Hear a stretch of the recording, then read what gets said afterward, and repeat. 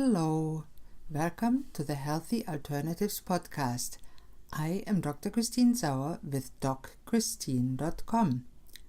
Today's show is a recording of my radio show of the same name. Enjoy! Good afternoon, this is Dr. Christine Sauer, your host of the show Healthy Alternatives, here on 97.5 CIOE FM, with live stream on communityradio.ca every Thursday at 12 noon Atlantic Standard Time. Thanks for tuning in today. In this show, I will talk mostly with guests about all aspects of healthcare and wellness, from conventional to alternative and everything in between. My mission for this radio show is to help change people's lives for the better by informing them about different options to get and stay healthy and well so they can choose for themselves which option might work in their case.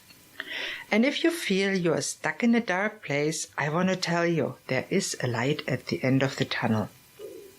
Today I'm very pleased to be with Lester Atkinson, an established funeral director and a good person. Thanks for being on the show, Lester. Well, thank you for inviting me. Now, people might think, what in the world has a funeral director to do with health? And I think a lot, because we all, at the end of our lives, we pass away. Whatever we believe, where we go, whether to nothing or heaven or whatever we believe, there is a big transition, not just for ourselves, but also for the families. So it has a lot to do with health and how we live in preparation for a good passing and to make it easier for the families. Now, Lester, I want to ask you, how did you end up being a funeral director? Well, in my early teens, very early teens, I went to my uncle's funeral. He passed away suddenly. Mm-hmm. And at that age, when something new, it just kind of struck me to, this is something I think I might be interested in. Uh-huh. So all through my school days, that's what I always, back then when you went to school, they always asked you what you wanted to be when you got out of school. And I always said undertaker. Of course, that was the term back then. Of course, now the morticians are funeral directors. And so I just kept up with my studies to do that. And then eventually I've got my apprenticeship and my licenses. So really, a personal experience got you into becoming an undertaker. Yeah. So what did the other students tell you when you told them, oh, I'll be an undertaker?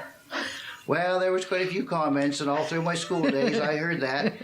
And unfortunately now I've had to deal with their parents or grandparents, or unfortunately maybe some of their children there that I had with their services there. But that was, but all through school there you heard the different comments and remarks. But after a while you get used to it. yeah, I'm sure that is some kind of bullying they would call it now. Well, because that was always a thing back then. But this is a little bit unusual, and at that time I think talking about death was not as popular or common as we do now.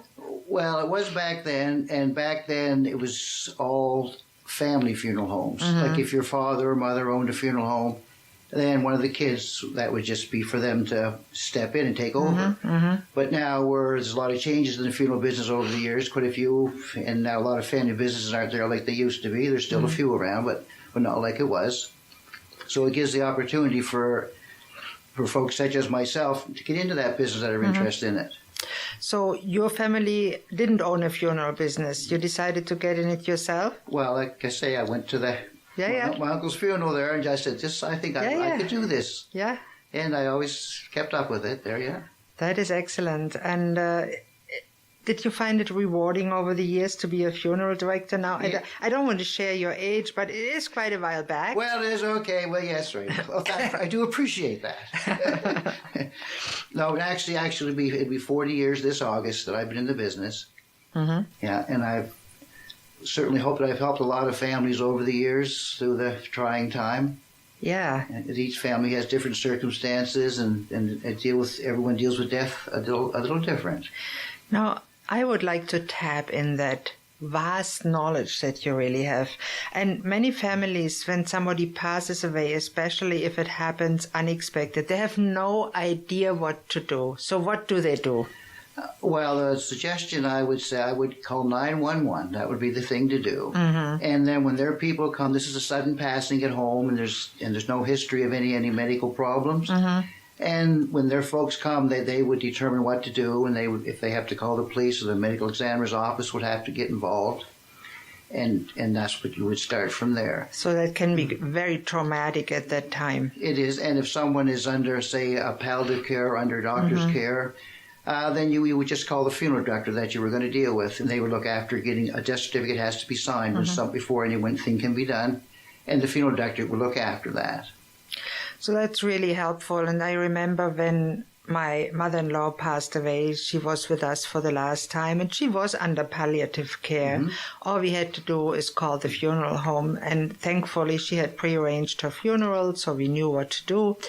And two very nice people came, picked up the body, and we had to look after nothing. That's nice. Prearrangements are very common these days, and it's always best to sit down with your family, let your family know your wishes, and then to talk to a funeral director. And decisions don't have to be made that day. You just talk, find out what you'd like to do, and then sit down with a funeral director and go over things. And there's many different options to actually plan the funeral, pre-plan it, or just have a very simple funeral. Funerals have changed a lot since the time that I've been in it. Years ago, you would be customary to have maybe a cremation. Wasn't very common back then. People get buried, and they'd have maybe 2 or 3 nights visitation. And over the years, it went down to maybe 1 night's visitation. And cremation now is very common, as you know, and everyone else would know.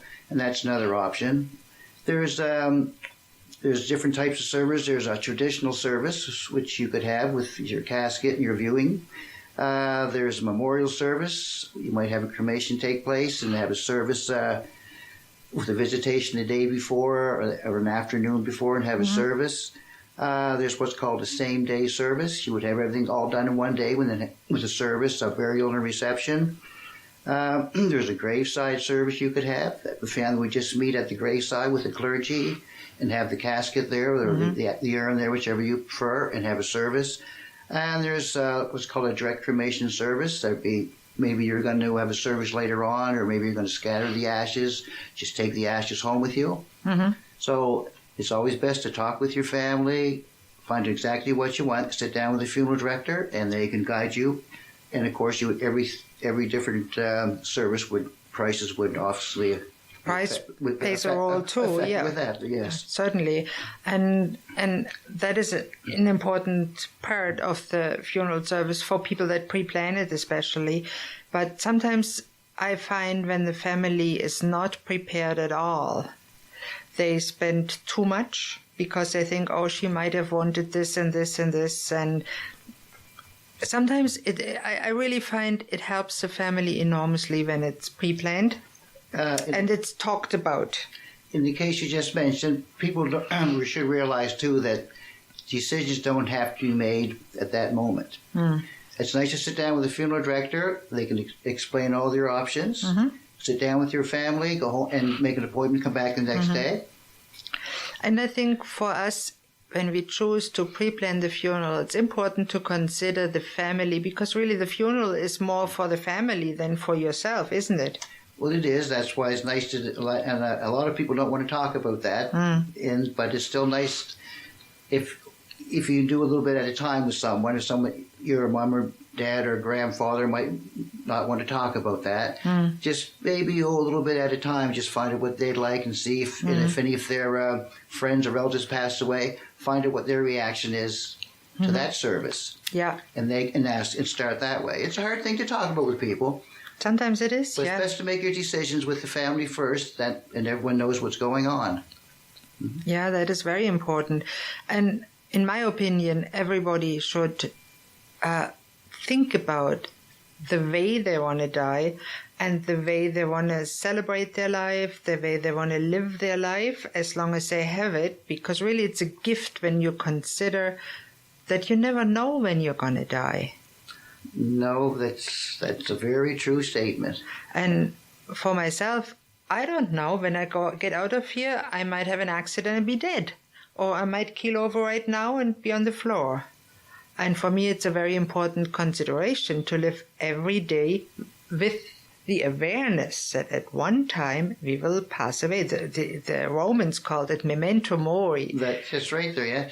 But it's always good to let someone in your family to know what your wishes, even what they might be. So right. Because I've dealt with families, as all funeral directors have, and no one in the family knows what the person that passed away has wanted. Yeah. But so that can be quite difficult then. It can be. What we always like it, when options are explained and they get a chance to think about it. It usually comes out. Yeah, and it's a good thing to talk about with your family, and not to just assume, oh, nobody wants to talk about it.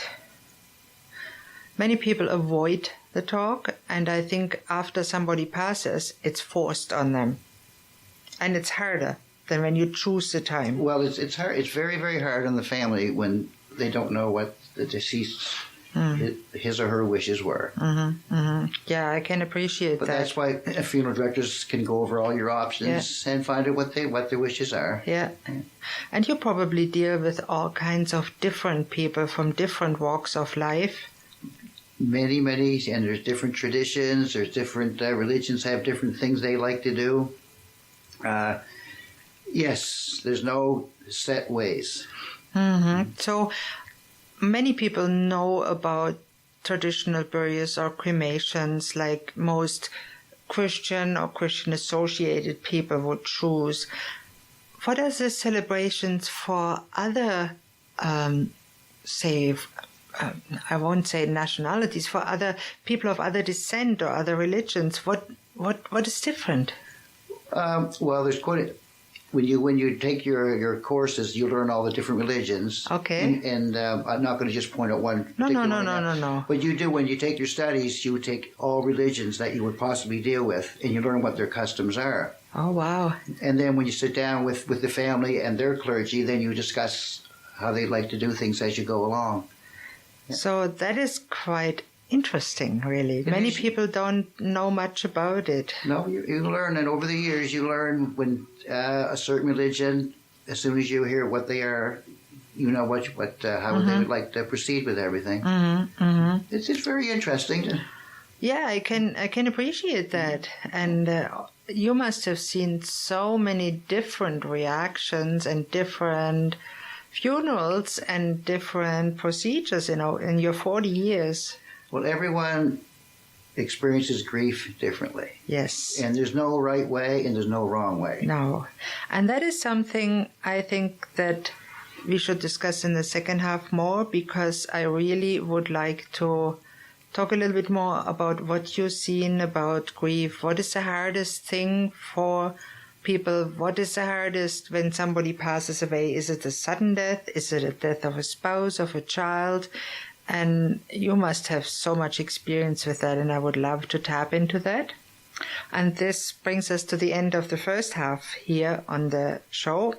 And please tune in after the commercial break for more about death and funerals and grieving with Lester Atkinson. Thank you.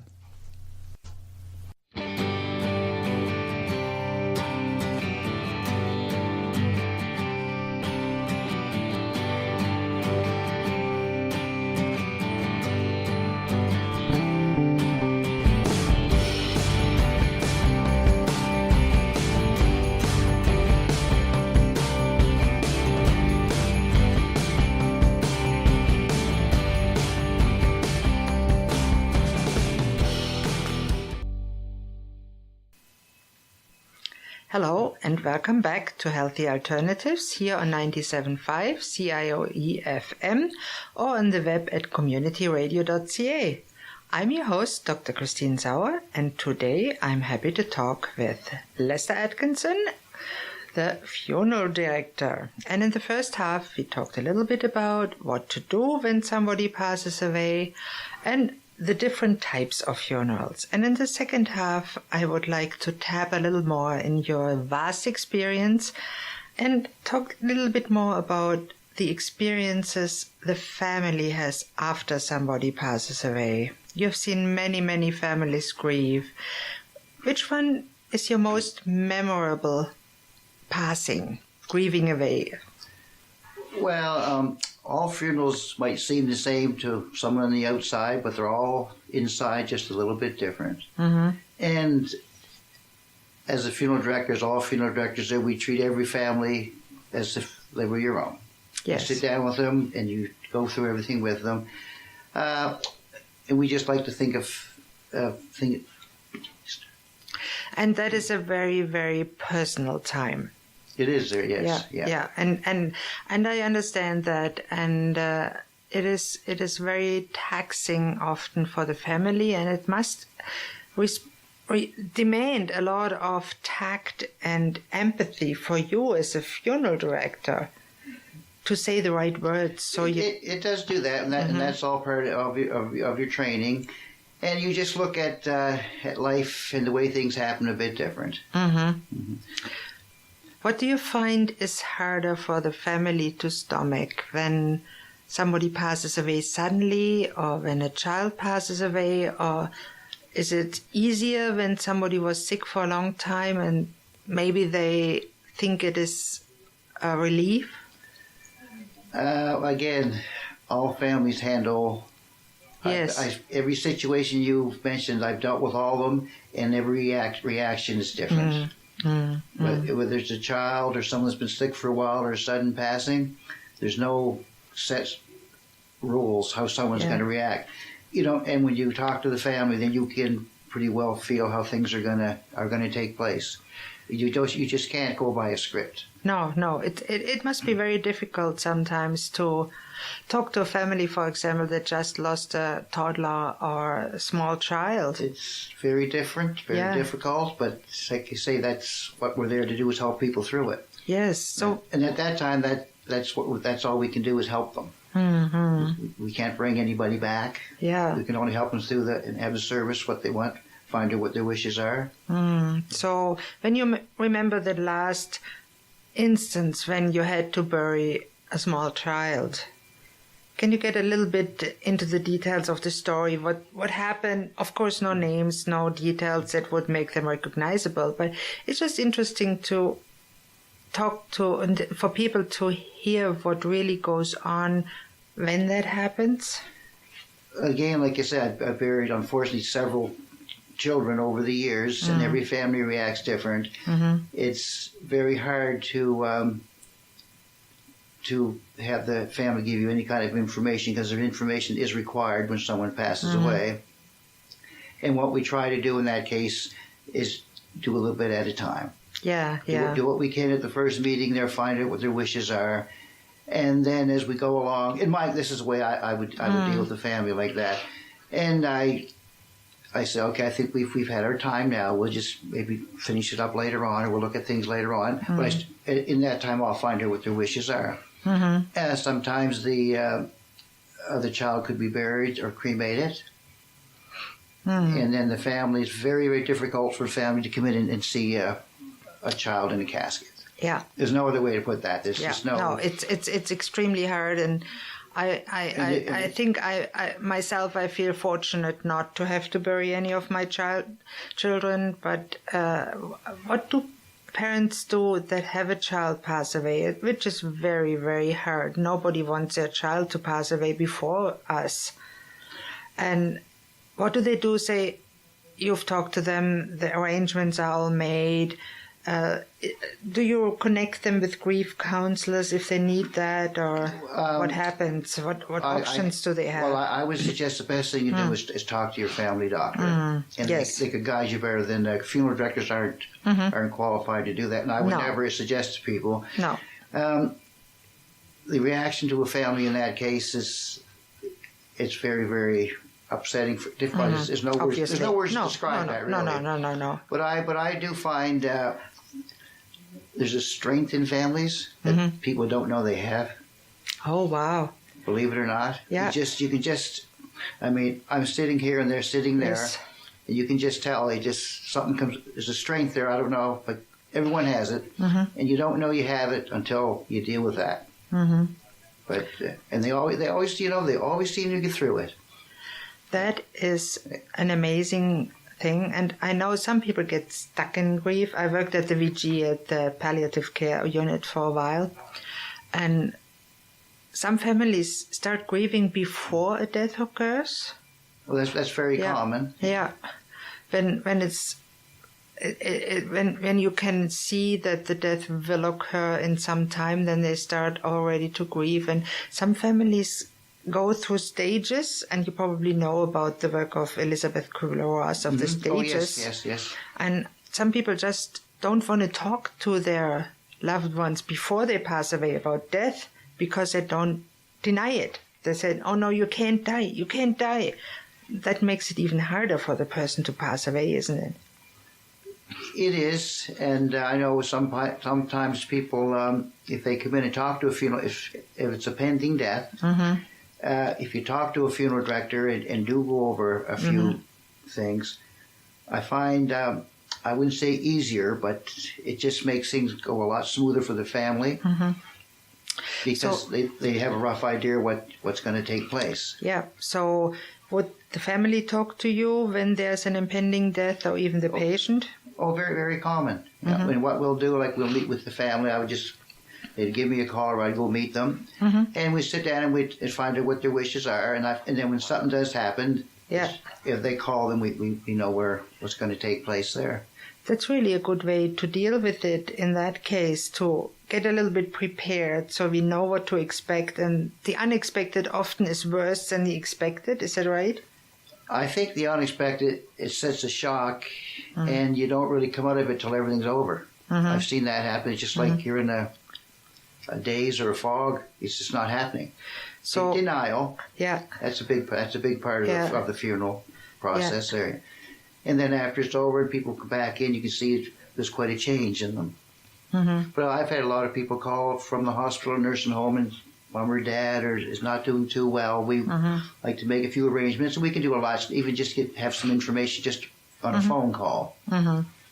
So would you in those cases talk to the family or maybe even to the person that is on the way? Well, it's usually the executor next to kin. If it could be a son or a daughter, husband and wife, and that's fairly common for all funeral directors to talk with people even a few days before.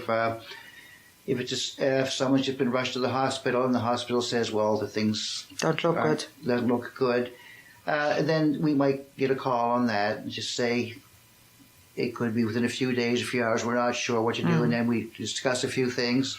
And then when it does happen, they're a lot more, better prepared that way.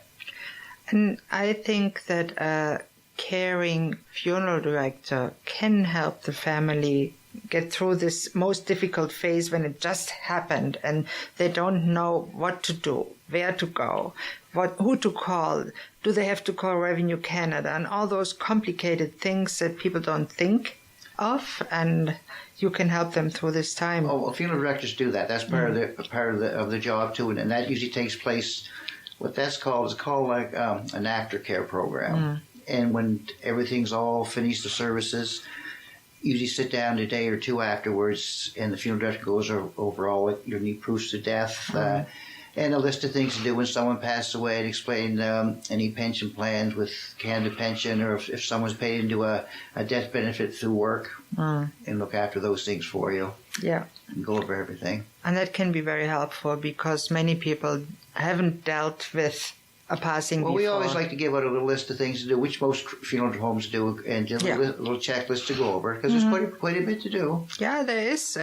But there's one thing that I always tell folks, nothing has to be done right away. Whether you're applying for a death benefit through a pension plan, whether there's something to do with the house, whether the car has to be changed over, you have lots of time. Yeah. Actually, you have up to a year, I believe, to apply for Canada Pension. So, but as far as any other, just take your time and just do a couple things each day. Yeah, I think that's a very good advice. Do a couple of things each day. Go one day at a time when somebody passes away, and take care of yourself too. Well, that's the thing too. Take care of yourself, and yeah. So, as a funeral director, how do you take care of yourself? Because you're dealing with very difficult situations every day. you deal with it. Yeah, it's like other professions that in the same kind of a situation there, you deal with it. It wouldn't, like, I can't tell someone how to. I've had apprentices over the years that ask me how. Well, you have to. I can help them along, but you have to. You learn yourself. Yeah. And I've seen a lot of people start in the funeral business that don't last very long. Yeah, they feel too close to the grieving people, maybe. It's just not. It affects them too much. It's just not for them. But everyone handles grief different. Whether you're a funeral director, whether you're someone your family's passed away, there's no right or no wrong way. Yeah. But funeral directors have just a way of it's. If you can do it, you can do it. If you can't, you can't. That's the best. Yeah, and I mean, my experience of being a physician is similar because if you can't deal with the sicknesses and the death and the different people experience in different ways and the emotions that go with that, and be aware of your own and deal with it, you will burn out very fast. Oh, yes, you do. And you can't learn that in the classroom. No one can teach that to you. That's inside you to learn that. Yeah, and you certainly mastered that or you wouldn't be in that business for 40 years. And you make me sound old now. No, you're still a good person and you look younger than you may be. Well, I appreciate that. And I'm very happy we planned our own funeral, and I can only tell everybody, if they can talk to your relatives about your funeral. And this brings me to the end of today's show. Thank you so much, Lester, for being on the show. Well, I thank you for having me. And please don't hesitate to contact me with any questions, thoughts, comments, or suggestions. Or if you would like to contact Lester, my email here is christine@communityradio.ca, or contact Lester at lester@cremationhrm.ca. And I'm always grateful for feedback. I also want to extend a special thank you to today's producer, Jim Francis. He's the best. Thank you all for listening to Healthy Alternatives. I'm your host, Dr. Christine Sauer. Tune in next Thursday at noon on 97.5 COE FM Community Radio for the next episode. Goodbye and have a great day.